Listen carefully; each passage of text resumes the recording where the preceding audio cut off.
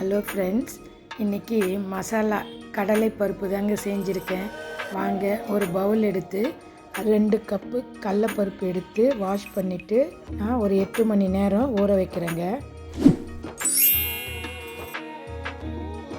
இது போல் நல்லா ஊறணுங்க. அப்போ தான் பருப்பு நல்லா பொறன்னு வரும். இதை தண்ணி வடிகட்டிட்டு நம்ம ஒரு மல்லு துணியிலையோ இல்லை தட்டுலேயோ தண்ணி இல்லாமல் ஆற வைக்கணுங்க. ஆற வச்சுட்டு தான் நம்ம இதை எண்ணெயில் பொரித்து எடுக்க போகிறோம்.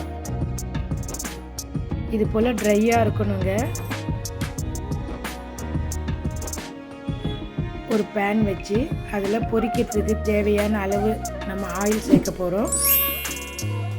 ஆயில் மீடியமாக ஹீட் ஆனதும் நம்ம எடுத்து வச்சுருக்கிற கடலைப்பருப்பை கொஞ்சம் கொஞ்சமாக எண்ணெயில் போட்டு பொரித்து எடுக்கணுங்க.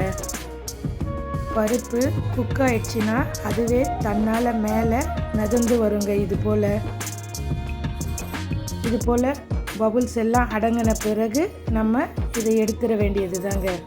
இது கரெக்டான பதங்க. இதே போல் பூண்டை தட்டி வச்சுருக்கேன், அதையும் எண்ணெயில் பொரித்து எடுத்துக்கிறேன். ஒரு 2 கறி லீவ்ஸும் அதோடு சேர்த்து பொரித்து எடுத்துக்கலாம். அவ்வளோதாங்க, சுட சுட ரெடிங்க மசாலா கடலை பருப்பு. இதுக்கு ஒரு 1/4 டீஸ்பூன் அளவுக்கு டர்மரிக்கு, ஒரு 1/4 டீஸ்பூன் அளவுக்கு ரெட் சில்லி பவுடர், ஒரு 1/4 டீஸ்பூன் அளவுக்கு சால்ட், இது எல்லாத்தையும் மிக்ஸ் பண்ணணுங்க. இதை நல்லா மிக்ஸ் பண்ணிவிட்டு நம்ம பொரித்து வச்சுருக்கோம் இல்லைங்களா, கார்லிக், கறி லீவ்ஸ், இதெல்லாம் அதில் ஆட் பண்ணி நல்லா மிக்ஸ் பண்ணிவிட்டு